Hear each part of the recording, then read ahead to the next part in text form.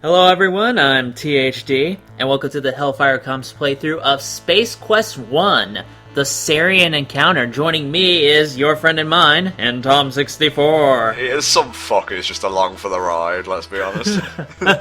So, now, I know you've been interested in these kind of games, but have you ever actually played these old classic 90s adventure games you would find on systems like DOS? Well, I'm not a dusty old codger like you, so my point into experiences with stuff like I don't know, let's go with Haunted House, which is an old-ass PC game where you're basically stuck in said haunted house, trying to find your way out of said haunted house, and you eventually find your way out of said haunted house. Sorry if I just spoiled the whole game for you.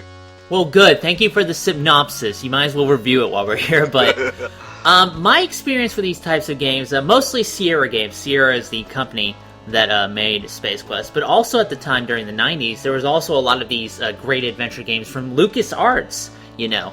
And these days, a lot of those former LucasArts employees broke off and they made what we know today as Telltale Games, which made a lot of games like the Sam & Max episodic series, Walking Dead, Wolf Among Us, things like that. But this is like super early shit. I mean, yeah, I went earlier, but this is actually a remake of an 80s version of Space Quest 1 for EGA graphics, which were really simple, kind of, you know, primitive stuff for the time being. This updates with more modern VGA graphics, more colors, better room designs, things like that. It's otherwise mostly the same. There's like a few things here and there that kind of set apart, like this intro, for example. Like, it's amazing how small the team was for this kind of game, because you know, like these days they need like these huge fucking teams, especially for even for Telltale stuff. They got like way bigger teams than they used to have, so it's kind of crazy to see, you know, how far things have come since then, even though adventure games really haven't changed that much, let's be honest. I've always loved point-and-click adventure games, and besides stuff like Cosmic Spacehead, which I think was a very early solo playthrough I did for the group, I've always wanted to get like a proper old-school one on the channel, and we thought, you know, we don't want to burn out doing Pokemon, so we'll do like a mini playthrough every so often, and Helldragon got to go first, and we decided to cover his playthrough. Yeah, I actually played and recorded this. Now, my computer is it's a block of wood, so this wasn't as easy as I thought it'd be, and you'd think it'd be easier, because this is like 90s SNES graphic stuff. Nope, apparently my computer just like freaks the hell out over that. But, you know, basic setup here, they just finished developing something called the Star Generator. Yes, it is the Genesis device from Star Trek. It's practically the fucking same. Okay. But now that they're coming home, they're going to get jumped by the guys called the Sariens, which first off, we know they sound evil. Secondly, they have a ship designed like a fucking praying mantis. I mean, come on. Did nobody look at these guys and go, alright, we need to be a bit more careful around these people? Cypher's Mega Evolution went horribly wrong. That's why they only put sizzles in the game. I love how the good guy ship looks like a turkey. Did you notice that back there, even with the little legs on it? Oh no, now Earth will never celebrate Thanksgiving ever again. If you're not familiar with the Space Quest series, you pretty much control a guy called Roger Wilco. He's a janitor, you know, he's kind of a screw-up, he doesn't really accomplish much, except, you know, later on in the series, obviously, and he's always drawn into these kind of, you know, crazy adventures, especially here in the first game.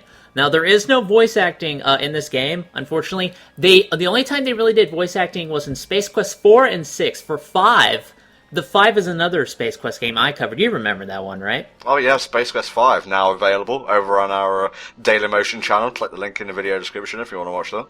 Yeah, for some reason that one didn't have voice acting, and if we ever do Space Quest 5, you know, again, I'll get more into it. But, you'll just have to bear with me on the terms of the text. I want to do it fast enough where we can get through the game, obviously, but slow enough that you guys can read it. Now, the thing about this game, let me just explain this really fast. I'm just gunning straight through it, okay? A lot of the fun of these old adventure games is just the ability to mess with the environment, like look at stuff, touch stuff, even taste stuff. There is a taste option in this game, believe it or not. But I think that's just something better left to individual players. This is just going to be a straight run-on through the game, which is very easy to do because there's basically like a do this, do that in terms of walkthroughs, so that was kind of easy to get done. Well, to be fair, the ship is exploding now, so I don't blame you for trying to get through things in the most efficient way. Yeah, the big problem with, I'll mention this in a minute, he mentions astral bodies, this is important, but the big problem with Sierra games is that A lot of them are super fucking trial and error. A lot of adventure games of this era was. So you'll have to save and reload constantly to get an idea of what's going on. And putting a time limit on it is not helping things out, you know what I'm saying? I remember when we actually tried to record this live. It did not go down very well. Now, I'm entering a code here. He mentioned astral bodies back there. That's one of two pieces of copy protection this game had. Now, obviously before DRM, back then you had physical feelies. That's what they called them. Physical pieces of information that often served as the game's copy protection. A lot of these games would have you look in the manual and go, hey, give me this word on this line on this page. For this game, he mentioned astral bodies, and you put in a code to punch into this. If you couldn't do that, obviously you wouldn't be able to continue the game. Now, the game is, like, fucking old, so obviously that kind of copy protection doesn't work anymore, and I could easily get access to those codes, but I don't know, it's just kind of nice to have the physical stuff to handle with, you know? Like the physical release, the physical things that help bring you into the world. I find that a lot more interesting. Now for these guys right here, for this part of the game, you want to make sure you're not on the same floor as the Sariens here, because if you are, they will shoot to kill. And yes, you die super fucking easy in Sierra games. I'm quite a fan of the Steam Train playthroughs of like certain games like King's Quest and Leisure Suit Larry, and I'm really happy that we've been, sorry to gush about this, but I'm really happy that we actually get to do a point-and-click adventure, and I hope we get to do more of this in the future, because there's something about these types of games, some sort of like atmosphere, to use a really throwaway kind of phrase, that just, it gets me right there, you know? Yeah, I mean, I like that too, like, adventure games are kind of a lost art, in my opinion. The main problem with them is obviously the fact you die super easily, but you also have to get, like, one-shot items and things like that. I've seen other adventure games where they have, like, it's more like Metroid power-ups, in a sense, where you get this one item, but you can use it multiple times. And obviously, Telltale Games, they've been doing a lot of new ground in terms of implementing all this storytelling in their adventure games, but I can see why they got phased out. People got more interested in action games, FPS. Adventure games can be hard to get into sometimes. Sometimes the puzzles are really confusing, admittedly. This game, it's kind of odd, I think, in terms of its puzzles. Later on in other Space Quest games, I think Space Quest V actually is really balanced in terms of its puzzles, personally. So if we ever get to that, I'll gush more about that, I guess. My first Space Quest game, I picked Space Quest because I have a personal thing towards that. My first one was not 1, it was 3, actually. And I was doing the original version where you have to, I'm using mouse controls here, but in the original, early adventure games, you have to use the keyboard, you have to use a text parser. And yes, those games require reflexes sometimes. So like, go to north, go to south, etc. Dodging enemies and things like that. Yes, enemies can show up, and obviously we're dodging, enemies right here. But it gets really bad later on, and I'll show what we mean when we get to that point. But controlling stuff with the mouse is just, oh my god, it's so much easier to actually get through this fucking game that way.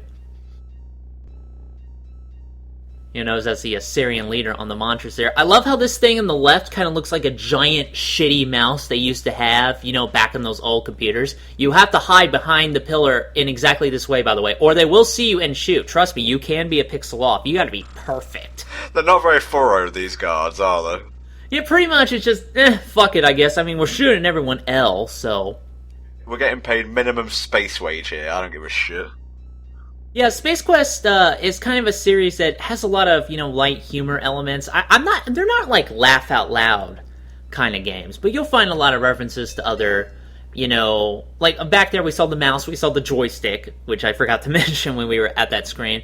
It'll reference stuff like Star Wars, Star Trek, things like that. 5 especially has a ton of references to that in particular. And I'm not just saying this just to get you guys to watch the playthrough, but it's the one that I have a lot of experience with, so I might be making a lot of comparisons to that.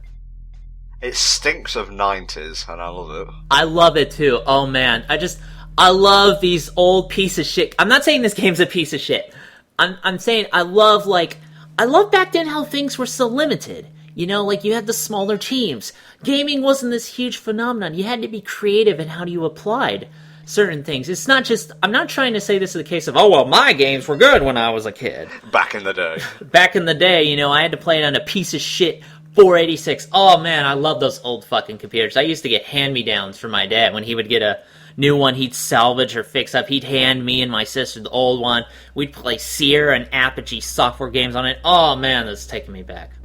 I can confirm that this is not a one-off kind of gushing session. He does this all the time. So yeah, we got through this fairly, effectively, but they are going to get tougher as we go on. Go, Roger, with the speed of light.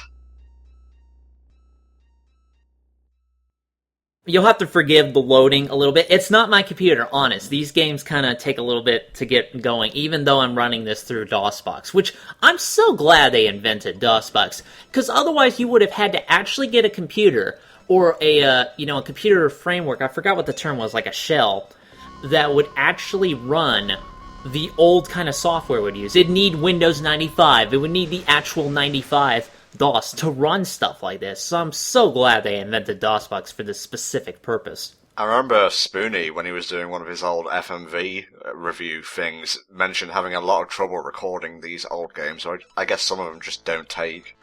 Yeah, DOSBox does make it easier. I recorded this within DOSBox itself. You can use like other software to just record the screen, but DOSBox does have a native recording function. I had to scale it up, obviously, so that's why it doesn't look perfect, but there you go. Metroid Prime 3 totally stole this with the whole planet level select menu thing. Oh my god! Man, it would be so awesome if we saw like a Roger Wilco cameo in like a Metroid game. He's one of my favorite unsung video game heroes these days. He really needs to get another chance. Actually, the two designers who worked on the game series, Mark Crow and I can't remember the other guy's name, but the two guys from Andromeda, they call themselves, they're actually working on a new Space Quest-inspired game, so who knows, maybe we'll check that out down the line. So now we are on the Desert Corona. We're in an escape pod, we don't really have much to go on, and Corona is super fucking dangerous. Well, it is a Sierra game, of course it's gonna be super fucking dangerous, so we gotta get out of here as soon as we can. Dude, you could take off your helmet and your head could explode. Whoops, you didn't do it in the right order. Yeah, that's another problem I do have with these games. Stuff you would automatically do in real life, no, you have to make sure you do it in the game. You can forget, you can mess items, and in some games, you can make the game unwinnable, so you have to really be careful. Looking at you, King's Quest. But other than that, that's pretty much it for this part, so as we're here on Corona, join us next time for when we find out more about what the planet exactly has to offer. It's full of sand, get used to it. Roger, baby, I can change! Get back here!